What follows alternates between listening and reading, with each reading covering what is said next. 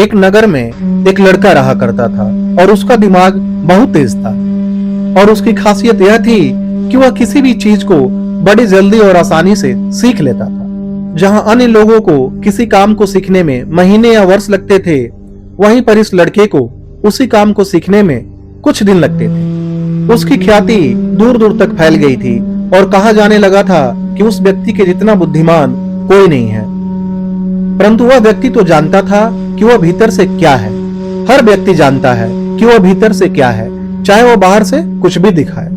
वह व्यक्ति भी भीतर से तो परेशान था, परंतु वह अपने अहंकार से अपने परेशानियों को ढकना चाहता था। ज्यादातर लोग ऐसे ही करते हैं। शो अप इसी का नाम है। वह व्यक्ति अपनी प्रसिद्धि को और बढ़ाने के लिए तरह तरह के काम सीख रहा था।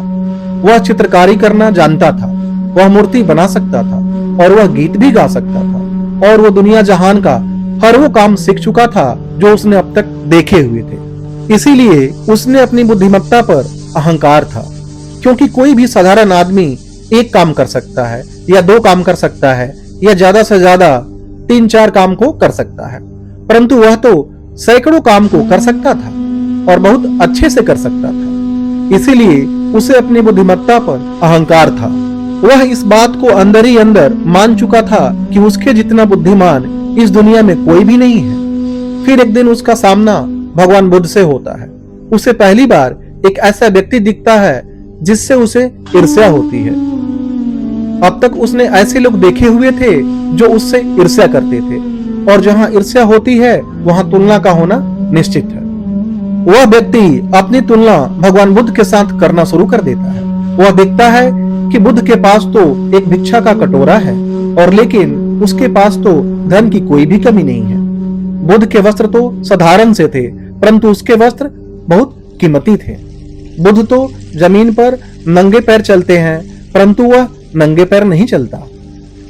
इसी तरह से वो आदमी सैकड़ों चीजों से अपनी तुलना भगवान बुद्ध के साथ करने लगता है, परंतु हर तुलना के बाद भी वह पाता है कि उसकी ईर्ष्या बुद्ध के प्रति 1% भी कम नहीं होती। वह व्यक्ति मन ही मन सोचता है कि इस भिक्षु से अपनी तुलना क्यों कर रहा हूं, जबकि मेरा जीवन इससे 100 गुना बेहतर है। लोग भी बुद्ध का सम्मान कर रहे हैं, आखिर इसके भीतर ऐसा क्या है जो मुझ में नहीं है और जिसके कारण मेरे भीतर इसके प्रति ईर्ष्या है। बहुत देर अपने मन में उलझे रहने के बाद वह व्यक्ति तय करता है कि वह बुद्ध के पास जाएगा और उनसे पूछेगा कि उनकी उपलब्धि क्या है। वह व्यक्ति अपने सेवकों के साथ बुद्ध के पास जाता है और उनसे कहता है कि मैं इस इलाके का सबसे बुद्धिमान व्यक्ति हूँ और आप अपने आसपास जो भी देख रहे हैं मैं वो सब करना जानता हूँ। किसी भी कार्य को सीखने में मुझे बहुत ही कम समय लगता है। सभी लोग मेरा सम्मान करते हैं, परंतु इस सब के बावजूद भी मेरे भीतर आपके लिए ईर्ष्या है। मैं यह जानना चाहता हूँ कि आपकी उपलब्धि क्या है। ये सब लोग आपका आदर सम्मान क्यों कर रहे हैं? उसके बाद भगवान बुद्ध कहते हैं कि वैसे तो मेरी कोई उपलब्धि नहीं है, परंतु तुम कह सकते हो मेरी एक उपलब्धि है। वह व्यक्ति पूछता है कि क्या मैं जान सकता हूं कि वह उपलब्धि क्या है? तो उसके बाद भगवान बुद्ध कहते हैं कि मेरी एक उपलब्धि है कि मैं सभी उपलब्धियों को छोड़ चुका हूं। वह व्यक्ति बुद्ध से पूछता है कि मतलब मैं कुछ समझा नहीं। बुद्ध उस व्यक्ति से कहते हैं कि क्या तुम्हें प्रशंसा अच्छी लगती है? वह व्यक्ति कहता है कि प्रशंसा तो सभी को अच्छी लगती है।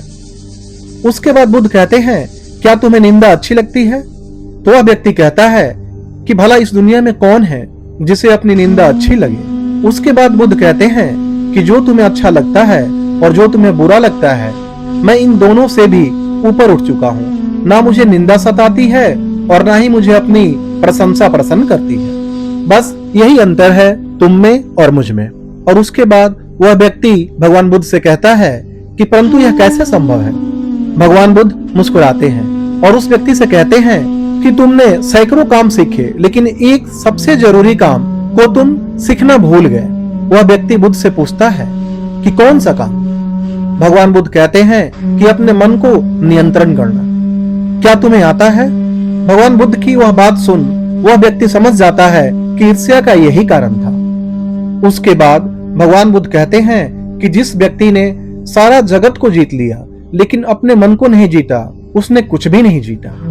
और जिसने अपने मन को जीता परंतु अपना सब कुछ गंवा दिया, फिर भी उसने सब कुछ जीत लिया। क्योंकि वास्तव में बुद्धिमान व्यक्ति वही है जो अपने मन का शासक है, वो नहीं जो अपने मन का गुलाम है।